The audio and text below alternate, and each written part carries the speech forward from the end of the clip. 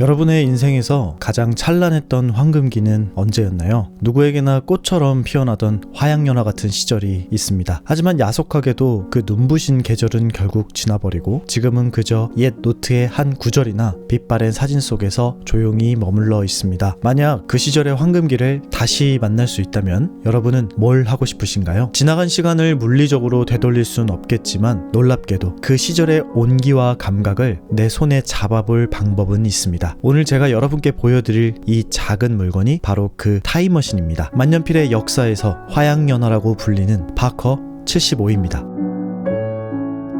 안타깝게도 이 펜은 단종되었습니다. 그래서 중고로 살 수밖에 없는데요. 이베이에서 이곳저곳을 기웃거리다가 제품에 안았습니다. 제가 만든 림 로그 양식지에다가 테스트도 하면서 이 펜에 대한 이야기를 차근차근 해볼게요. 모델명은 75입니다.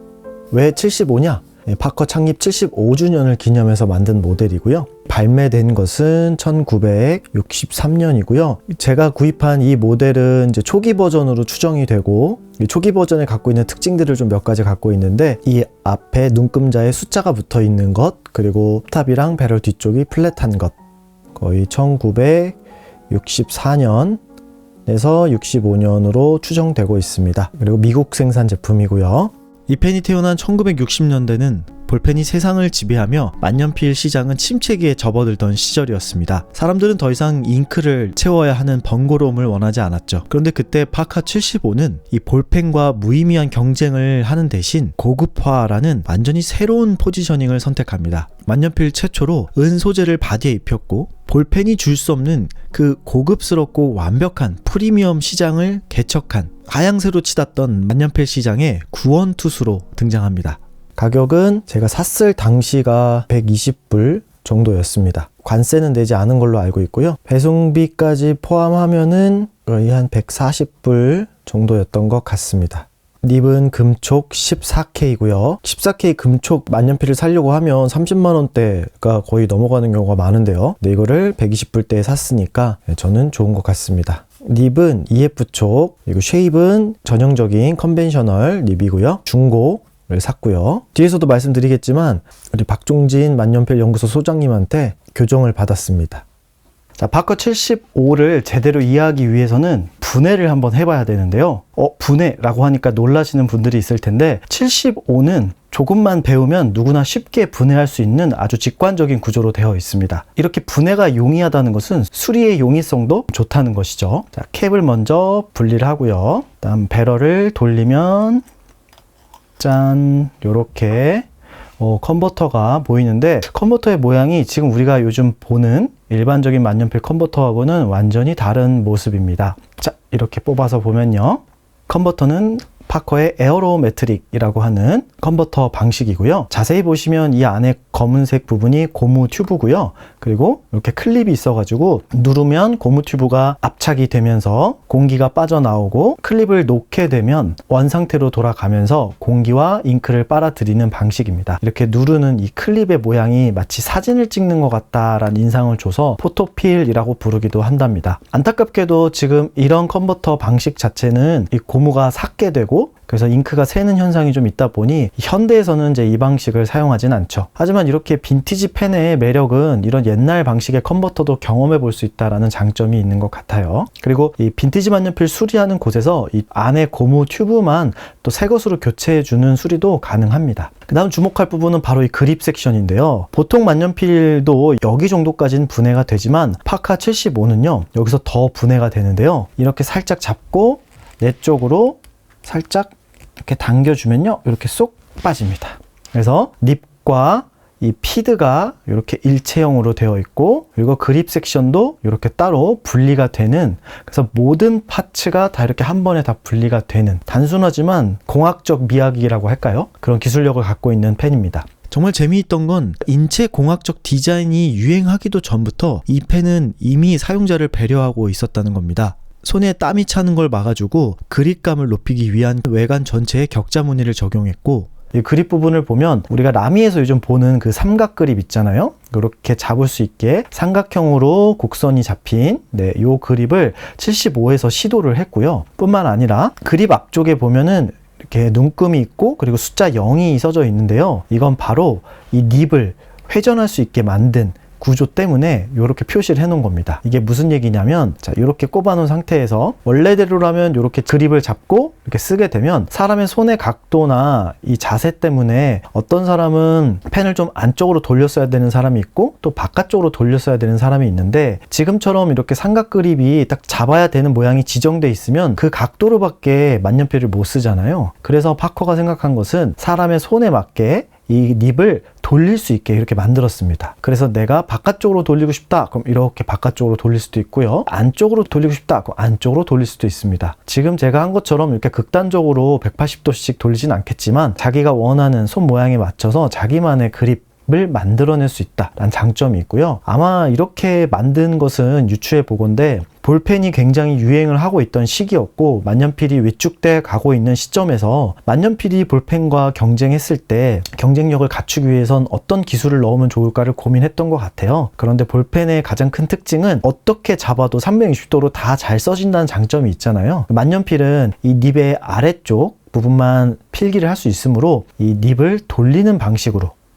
이렇게 돌리는 방식으로 디자인된 것 같습니다. 제가 실제로 써본 바에 의하면 여기에 잡혀져 있는 모양 그대로 그립 맞추고 립도 이 0에 맞추고 써도 아무 문제는 없었어요. 자신의 필기 습관이나 이 손의 각도나 모양에 따라서 이 수정해 보시는 재미도 있습니다. 그립 같은 경우는 보시다시피 굉장히 슬림하고요, 얇습니다. 그래서 이 앞쪽을 쥐는 경우는 거의 아마 없을 거고요. 주로 이 뒤쪽, 많이 잡아도 중간 정도 잡으실 것 같은데요. 이쪽이 과 그리고 중간 그리고 후반부, 이게 다 굵기가 좀 다른데 이 후반부, 이 뒤쪽을 중심으로 굵기를 제가 측정을 해봤더니 약간 8.5mm 정도가 나옵니다. 그래서 좀 얇은 편이고요. 그립은. 잉크를 한번 넣어볼까요? 자, 이렇게 컨버터를 다시 끼고요. 잉크를 가지고 와서 제가 주로 사용하고 있는 잉크는 워터맨의 세레니티 블루입니다. 자, 이렇게 살짝 숙여주고 만년필을 이 그립 부분, 이 쇠에 있는 부분까지 푹 담가준 상태에서요, 한번 천천히 누르고 그리고 뗄 때도 천천히 떼고 기다리면 뭔가 빨대로 빨아들이는 소리가 살짝 나면서 잉크가 빨아 올려지고요. 자세히 보시면은 이 고무 튜브가 천천히 올라오는 것도 보입니다. 한번 더 해볼게요. 네, 3번 누르다 보면은 이미 벌써 잉크가 이 컨버터 안에 찬 게 느껴지고요. 그 정도에서 두셔도 되고, 나 잉크를 끝까지 많이 채우고 싶다, 그럼 4번에서 5번 정도 하셔도 됩니다. 자, 이렇게 된 상태에서 이제 남은 잉크는 닦아주고요. 자, 다시 배럴을 돌려서 잠궈주고요. 그리고 캡을 닫으면 짠, 다시 원래 상태로 돌아왔습니다. 어때요? 참 분해도 쉽고 잉크 충전하는 방식도 너무 쉽죠? 굵기 테스트 해보겠습니다. 0.3mm는 당연히 넘는 것 같고요. 0.5mm도 좀 넘어가네요. 0.6mm도 충분히 소화가 되고 있고요. 0.7mm 좀 살짝 제가 힘을 줘서 눌러 쓰면은 0.7mm도 나오긴 합니다. 그리고 0.8까지는 안 갈 것 같아요. 눌렀어도 0.8은 안 갑니다. 그래서 0.7에서 0.6 사이 정도라고 보시면 되겠고요. 흐름 테스트 한번 볼게요. 흐름은 교정을 받기 전에는 흐름이 좀 안 좋았는데, 자, 흐름은 이렇게 적당한 편이고요. 무게중심은 내 손에 쥐었을 때 이 중간 지점, 그러니까 엄지와 손의 요 마디 있는 부분 사이에서 어느 정도에 오냐를 이제 무게중심으로 보는데, 지금 제가 손으로 느끼기에는 제 마디 쪽으로 조금 가 있어요. 그래서 후중심이다 볼 수 있고, 이 잡았을 때 무게중심이 좀 중간 쪽에 느껴지면은 센터 라고 보실 수 있습니다. 그러면 이 상태에서 제가 만약에 캡을 포스팅 했을 때를 보면 무게중심이 조금 더 올라가겠죠? 뒤쪽에 쏠리니까. 그래서 기본적으로 이 펜은 무게중심이 이 센터를 기준으로 살짝 뒤에 있는, 그래서 저는 뒤쪽에 있다 라고 체크를 하고요. 캡 포함해서 28이 나옵니다. 그리고 캡을 제외했을 때는 19g이 나와서 생각보다 무게감이 좀 있는 편이에요. 그래서 이 가는데 얇고 작은데도 무게감이 좀 있는 펜입니다. 이 필기감에서 큰 장점으로 작용하는데요. 그건 이따가 말씀드릴게요. 캡을 꽂았을 때는 12.8, 캡을 꽂지 않았을 때는 11.7, 그리고 뒤에 캡을 포스팅했을 때는 13.6 정도 나옵니다. 그래서 이렇게 되고요. 여기서 알 수 있는 특징은 펜 자체는 굉장히 얇고 작은데 무게는 준대형급의 무게를 갖고 있다 라는 특징이 있습니다. 이제 한번 시필 테스트를 해볼게요.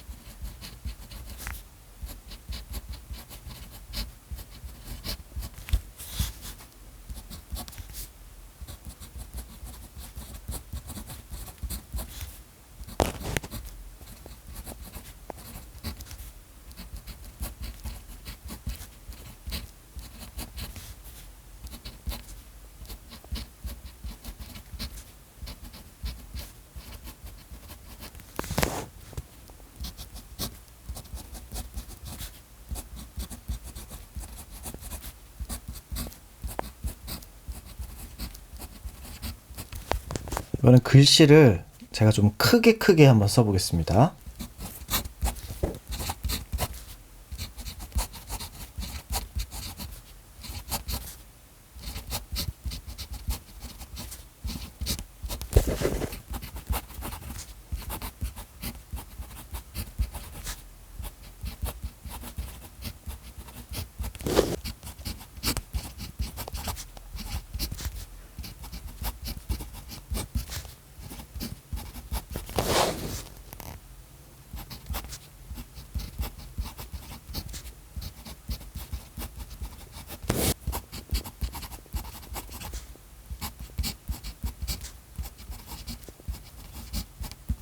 한글을 쓰는데 전혀 문제 없었고 필감도 매우 좋네요. 이 필감에 대한 이야기는 또 뒤에서 자세히 이어가도록 하겠습니다. 이번에는 영어도 한번 써봐야겠죠?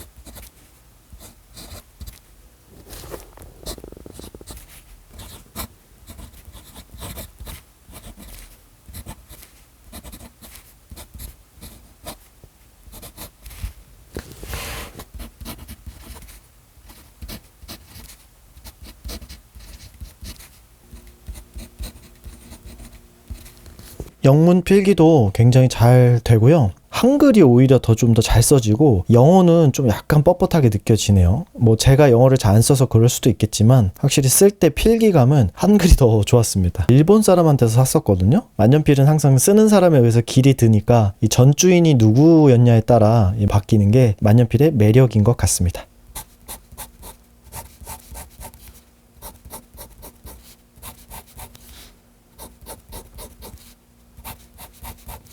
제가 오랫동안 이 토모에 리버라는 종이와 그리고 만년필을 써보면서 느낀 특징이 하나 있는데, 이 토모에 리버라는 종이는 좋은 만년필과 이 좋은 잉크를 쓸 때 이렇게 획을 탁탁 칠 때 종이가 긁히는 느낌이 아니라 마치 원단에 긁히는 듯한 느낌? 그런 소리를 낼 때가 있어요. 이런 마이크나 장비로는 정확히 안 들어갈 수 있는데 여러분도 한번 들어보세요.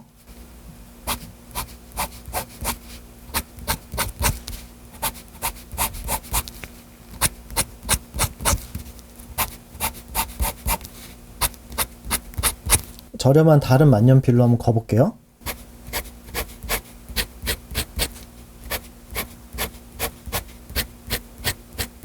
들리시나요? 같은 잉크를 넣었는데도 조금 저렴한 만년필하고 확실히 고급스러운 만년필은 소리가 다릅니다.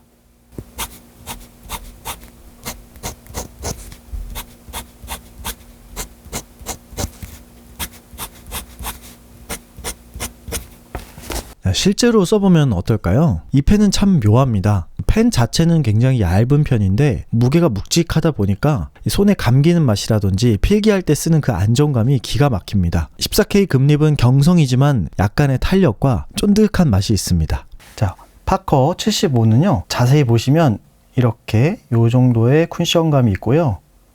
특히 이 직선의 이 쿠션감을 묘미를 좀 느끼실 수 있어요. 네.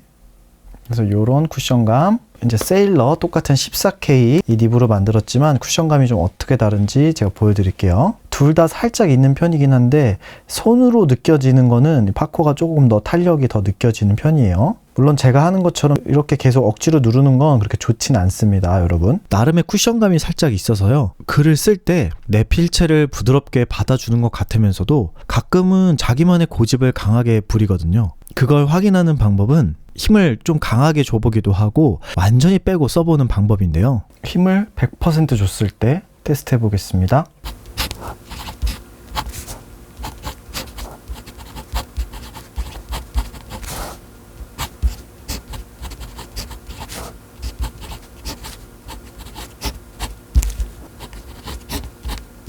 절반 정도로 빼보겠습니다.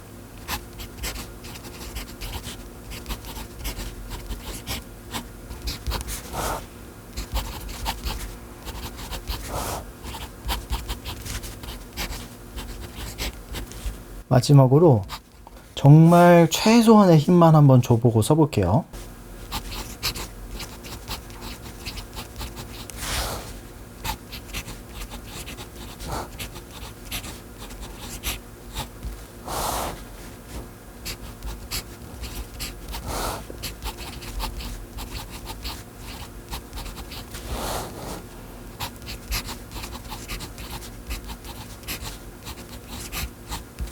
네, 보시다시피 필체가 좀 달라지는데요. 힘을 줄 때는 확실히 필압이 좀 있으니까 잉크도 많이 나와서 색도 진해지고 직선도 강하게 뻗는 편이고요. 힘을 절반 정도 뺐을 때 이때가 참 스윗 포인트인 것 같은데 이렇게 써야 된다라는 방향이나 이 각도가 나오고 그리고 거기에 맞춰서 내 힘을 살짝만 보태서 그래서 저의 힘의 절반, 펜의 힘의 절반이 만들어진 것 같습니다. 그리고 완전히 힘을 빼버리니까 살짝 균형을 잃는 듯한 느낌은 있지만 여기서도 느낄 수 있는 건 전반적인 입과 필체의 개성이 힘을 빼더라도 어느 정도 있는 펜이다 라는 걸 좀 알 수 있죠. 힘을 주고 쓰면 주도권을 저한테 완전히 넘겨줍니다. 마치 젠틀하게 저를 배려해주는 미국식 친사 같은 느낌이랄까요? 그러다가 힘을 최대한 빼고 쓰기 시작하면 펜 스스로가 저를 끌고 갑니다. 힘을 주기도 하고 힘을 빼보기도 하면서 내 필체가 어떻게 변하는지도 지켜보는 맛이 있는 그런 펜이죠. 당연히 좋은 만년필답게 수입 포인트는 굉장히 넓습니다. 상하, 좌우 어느 각도로 좀 움직여도 크게 필감의 차이가 느껴지지 않고요. 우리가 보통 수입 포인트라고 한다면 지면에서는 45도 정도로 들린 각도고요. 그리고 정면에서 봤을 때는 12시에서 10시나 11시 정도 방향으로 돌린 상태. 여기서는 웬만한 펜들은 다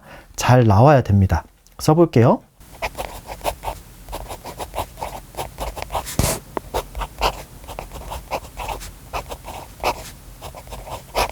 자, 이번에는 좀 각도를 상하 각도부터 조절해 볼게요. 좀 많이 낮게.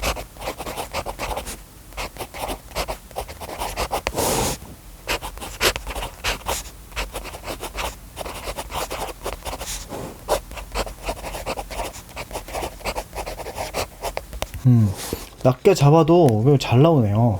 이번엔 매우 높게 좀 약간 세워서 잡아 볼게요. 오.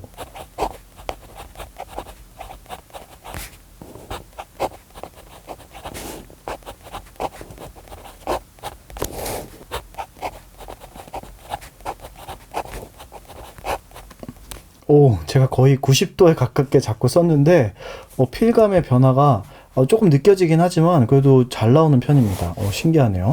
왼쪽과 오른쪽으로 좀 이렇게 꺾어서 한번 써볼게요. 왼쪽. 오. 더 안 써봐도 될 것 같아요. 왼쪽도 굉장히 잘 나오네요. 자, 이번엔 오른쪽으로. 이미 잘 나오네요. 자, 오른쪽으로 꺾어볼게요. 오.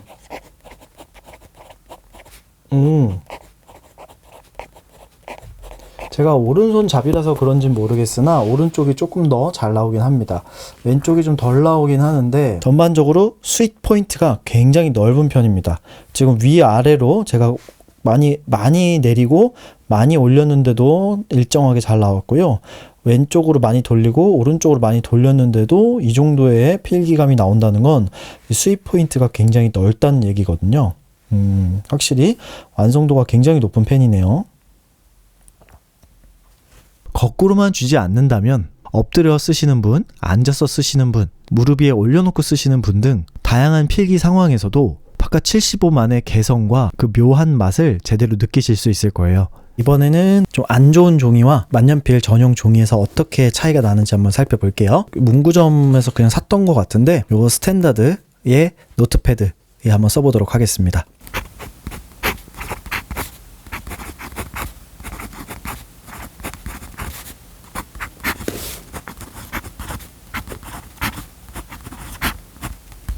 좀 크게 써볼게요.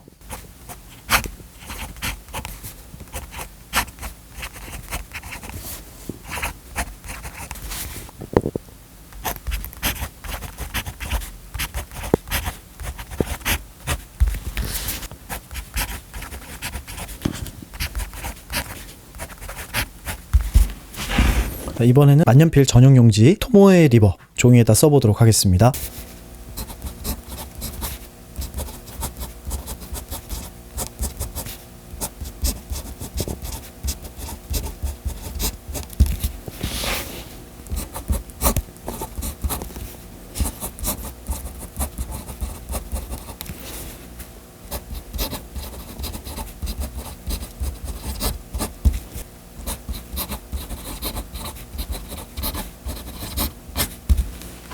이렇게 써보니까 신기한 거는 이제 만년필 전용 용지든 그리고 그냥 일반적으로 저렴한 이런 노트패드든 필감은 의외로 차이가 별로 안 났고요. 아, 이게 노트를 그렇게 타지 않는 펜이구나 라는 생각은 좀 드는 것 같습니다. 자, 캡 마름 시간은 제가 테스트를 해봤는데요. 15분까지는 넘어가지 못했고 10분까지는 캡이 없는 상태에서도 마름을 좀 버티더라고요. 물론 정상적으로 그리고 컨디션이 가장 좋은 상태일 때를 기준으로 하는 겁니다. 잉크 흐름은 처음에는 좀 절제된 형태였지만 흐름 교정을 받은 뒤에는 풍부해진 상태입니다.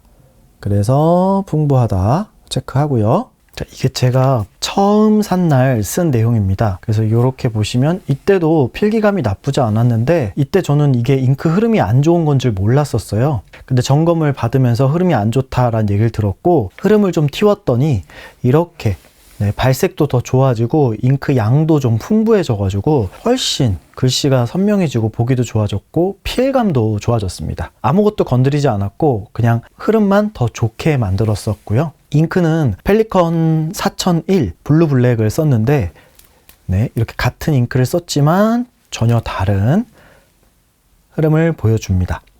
그리고 필기감의 경우는 중고이고 좀 사용감이 있기 때문에 원래는 매끈했는데 좀 부드러워진 것 같아요. 그래서 저는 매끈과 부드러움의 중간이다 라고 표시를 하고 싶고요. 라이더 차트를 그려봤을 때는 이 흐름은 약간 풍부한 쪽으로 가 있고 부드러움은 이제 중간 정도에서 살짝 부드러운 정도. 그리고 썼을 때 사각거림은 아예 없진 않고요. 살짝 있는 편입니다. 연필과 굉장히 부드러운 만년필의 어떤 중간, 그러니까 좀 볼펜에 오히려 좀 가까운 듯한 인상을 주기도 하는데요. 75는 그것보다는 살짝 더 이 사각거리는 느낌이 있으므로 피드백은 이제 이런 느낌. 닙은 경성이지만 특유의 탄력감이 좀 있습니다. 이쪽으로. 그리고 무게감은 좀 있기 때문에 이렇게 그렇다고 손이 피로하고 엄청 무거운 그런 필기감은 아니고요. 그래서 이렇게 라이더 차트를 한번 완성해 보면 요런 느낌, 요런 그림이 또 나오네요. 신기합니다. 결론을 조금 정리를 해보자면 손이 굵은 분들이나 큰 분들에게는 이제 공부나 필사로 쓰기에는 좀 어려울 수 있긴 한데 손이 좀 작은 분들한테는 필사하는 것도 괜찮을 것 같고요. 일상 데일리 펜으로도 아주 충분한 만년필입니다. 사실 이 펜은 뭔가 비슷한 펜을 말하기가 참 어려운 게 이 펜이 워낙 오리지널리티가 강하기 때문에 펜을 기준으로 다른 펜이 비슷하다라고 얘기할 수 있을 것 같아요. 그래서 이것은 좀 아이러니하긴 한데 비슷한 펜은 바로 본인 75 자체인데 파카 중에서는 이제 61 이랑 51이 있는데 61이 좀 비슷한 것 같은데 61보다는 더 낭창하면서 쿠션감이 낭창거리면서 그리고 고급스럽습니다. 더 필기감이 고급스러운 움직임이라고 볼 수 있고요. 손맛은 매우 좋고요. 5점 주고 싶고요. 글씨 결과물도 예쁘게 나옵니다. 하지만 제가 추구하는 그 정형미까지 완벽하게 도달하지 못했기 때문에 저는 4점으로 끝낼게요. 근데 일반적인 수준에서 5점을 줘도 됩니다. 네. 얇은 펜 중에서 무게감과 플러스 쓰는 맛을 동시에 살린 특유의 낭창함, 쿠션감이라고 말했죠. 나에게 없는 필기감을 끌어낸다. 이런 특징을 갖고 있다 라고 정리를 할 수 있겠네요. 물론 이것은 또 시간이 지난 뒤에 계속 경험하면서 바뀔 수도 있는 생각입니다. 하지만 현재는 이렇습니다. 파카 75를 구매할 수 있는 방법에 대해서 그리고 팁을 제가 알려드릴게요. 일단 구매처는 크게 3가지 정도가 있다고 보시면 됩니다. 이베이가 있고요. 이번에는 일본 야후 재팬에 가시면 파카 75를 사실 수 있고 국내 펜후드나 아니면 문방사우나 중고나라, 당근 같은 곳들이 있겠죠. 다 장단점이 있는 편인데요. 일본 쪽 같은 경우는 만년필을 한때 많이 샀던 나라이기 때문에 지금도 오래된 만년필들, 컨디션이 좋은 만년필들이 다량으로 있습니다. 그리고 이베이 같은 경우는 이제 NOS, 뉴 올드 스탁이라고 해서 미개봉 신품 같은 것도 한번 찾아볼 수도 있고요. 그런데 이제 검증이 좀 안 돼서 상태가 안 좋은 게 올 수도 있다. 라는 거고요. 2가지 사이트는 같이 왔다 갔다 하면서 한 번씩 보시면 좋고, 불안하다 하시는 분들은 이제 국내 거래를 하시면 되는데 아무래도 해외보다는 가격대가 조금 더 높을 수 있고, 그리고 이제 검색할 때 팁은 파카 75라고 이렇게 풀네임을 다 쳐서 검색하는 방법도 있지만 이러면 조금 비싼 게 걸릴 수도 있기 때문에 그냥 파커, 실버 이런 식으로 파커 올드펜 검색을 해보시는 걸 권해드립니다. 그리고 2번째 팁은요, 중고 만년필은 사고 나서 제일 걱정되는 게 바로 컨디션이잖아요. 그래서 샀는데 너무 상태가 안 좋거나 고장난 게 오면 어쩌지? 라고 고민하시는 분들한테 정말 유용한 팁이 있는데, 우리나라에서는 만년필 1883년 이후로 나온 만년필들은 다 수리를 할 수 있는 만년필의 대부 박종진 만년필 연구소 소장님이 있습니다. 네, 인터넷에 검색하면 나오고요. 그리고 또 펜 상태는 너무 좋고 필감도 너무 마음에 드는데 너무 외관이 오래돼서 기스가 심하다든지 좀 때가 너무 많이 꼈다라고 하는 것들은 또 복원을 잘해주는 곳이 있어요. 그래서 펜 공방 만공소라고 하는 이 펜 닥터분이 운영하시는 펜 수리, 펜 복원 및 수리를 잘하시는 분도 있습니다. 이렇게 얘기를 들었을 때 그래도 좀 찝찝한데 라고 느끼실 수도 있겠지만, 만년필을 잘 다루고 복원까지 잘 해주는 이런 기술력을 갖고 있는 장인분들이 우리나라에 있다는 것만으로도 우리는 이미 되게 큰 혜택을 받고 있는 것이거든요. 그러니까 이 수리나 컨디션 관리를 이분들을 통해서 받으시고, 물론 그 전에 여러분들이 사이트에서 최대한 좋은 컨디션의 펜들을 보는 눈을 또 기르시는 것도 방법이겠죠. 어쨌든 예전에 비해서는 우리가 빈티지 펜을 사서 이 품질이나 성능 때문에 걱정할 필요는 없다라는 게 가장 큰 포인트입니다. 이 펜에 대한 총평을 좀 해보자면요, 디자인, 필기감, 무게감, 인체 공학적 설계, 그리고 다양한 버전이 존재하므로 수집의 재미까지 있는 미국식 실용주의와 그리고 럭셔리가 결합해서 만들어진 육각형에 가까운 만년필입니다. 하지만 안타깝게도 이 펜은 만년필 시대의 마지막 부흥기를 장식하고 90년대 얇은 펜의 유행이 저물어가며 역사의 뒤안길로 사라졌습니다. 이젠 수지가 맞지 않아 다시 생산조차 어려운 펜이고요. 파카 75를 꾸준히 써보면서 이런 생각이 들었어요. 이 빈티지 펜이라는 거는 이 시간이라는 가치를 담고 있어요. 그래서 이 당시에 사람들이 생각하던 이상적인 필기감, 가치 이런 것들을 펜을 통해서 느낄 수도 있고, 현재 내가 과거를 바라보는 관점으로도 이 펜을 바라볼 수도 있죠. 그래서 항상 2가지의 시간이 공존합니다. 마치 여기에는 과거, 여기에는 현재 이렇게 있는 것처럼 이 두 가지 시간이 항상 공존하고 있는데요. 이건 우리가 하는 이 기록과도 같은 것 같아요. 내가 기록을 할 때는 나의 현재들을 기록하는 거지만 이걸 또 다시 볼 때는 이 기록들이 다 과거가 되잖아요. 그래서 과거와 현재가 항상 공존하는 것이 이 만년필이라는 도구가 갖고 있는 굉장히 매력적인 지점이고, 물론 볼펜이나 샤프 같은 것도 그런 의미에서 똑같은 거 아니냐라고 얘기할 수 있지만 이 볼펜이나 샤프 같은 것들은 변하지가 않잖아요. 항상 일정하게 나오고요. 근데 만년필은 이 시간이 흐름으로 인해서 필기감이 계속 변합니다. 쓰는 사람과 시간에 따라서요. 그래서 무엇보다도 시간이란 주제에 대해서 굉장히 은유적으로 많은 가르침을 주는 그런 물건인 것 같아요. 판매량이 1000만 자루 많은 양의 팔린 펜이고, 지금 우리가 생각하는 몽블랑이나 펠리칸보다도 더 인기가 많았던 펜입니다. 그런데 이 75를 기점으로 경영진이 바뀌고 또 만년필의 침체기가 같이 오면서 감이 좋던 파커도 이제 감을 잘 못 잡기 시작했고, 이 75가 만년필의 역사에서도 그렇고 파커의 역사에서도 가장 절정이었던 시기를 보여주는 펜이자, 그리고 이 이후로는 만년필이 점점 저물어 가는 라스트 댄스다라는 닉네임도 있죠. 그래서 결국 만년필의 역사에서 현재를 기준으로 봤을 때 승리자는 이 몽블랑 그리고 펠리컨 같은 브랜드들이죠. 그런 브랜드들은 자신들이 고수하던 전통을 과도기를 거쳐가면서 결국 지켜냈고, 그걸 현재 유지하고 있음으로써 그들의 브랜드가 하이엔드 브랜드가 되었고요. 파커는 그것에 비해선 이제 조금은 뒤처진 듯한 인상을 주죠. 트렌드를 발빠르게 쫓는 것도 좋지만 어떤 면에서는 내가 꼭 잃어버리면 안 되는 절대적인 가치를 고수하는 것도 전 중요하다고 생각합니다. 이 파카 75는 처음에 태어났을 때는 트렌드도 쫓았고, 그리고 만년필이 가져야 될 고유의 가치들도 잘 가진 상태로 태어났지만, 시간이 흐르면서 원가 절감을 위해서 은의 함량을 낮춘다든지 펜 사이즈가 점점 커지는 유행이 도래함과 동시에 자신들이 만든 최고의 전통을 자신들의 손으로 다시 멈춰버린 그런 꼴이 된 것이죠.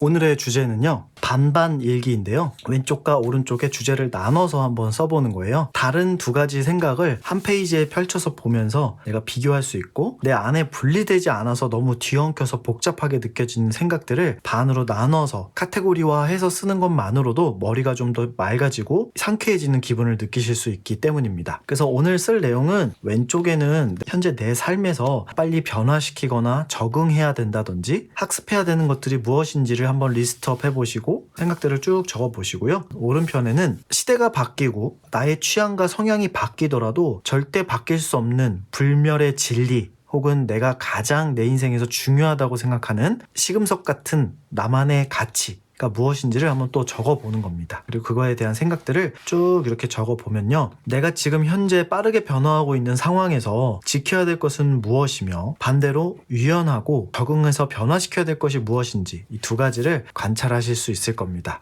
물론 단 한 번으로 이 모든 게 정리되진 않을 거예요. 하지만 그래도 이걸 시도한다는 것만으로도 여러분에게 어떤 인사이트나 통찰을 제공해 줄 수 있습니다. 우리는 흔히 잠깐 빛보고 많은 일은 피하려고 합니다. 가성비가 떨어지니까요. 하지만 잠깐 타오르고 끝날지언정 자기 자신이 가진 최고의 무대를 보여주고 내려오겠다라는 그런 순수한 예술가다운 열정이 이 펜에 담겨져 있습니다. 이건 마치 이렇게 말하는 것 같아요. 가늘고 긴 산보다 강렬하게 빛나는 단 한순간이 되리라. 여러분은 지금 여러분의 무대에서 어떤 춤을 추고 계신가요? 제가 파카 75를 쓰면서 적어 내려간 이 감정들처럼 여러분도 여러분만의 빛나는 순간을 꼭 기록으로 남겨보셨으면 좋겠습니다. 당신의 문장이 멈추지 않길 바랍니다. 지금까지 진지욱이었습니다. 영상 시청해주셔서 감사합니다.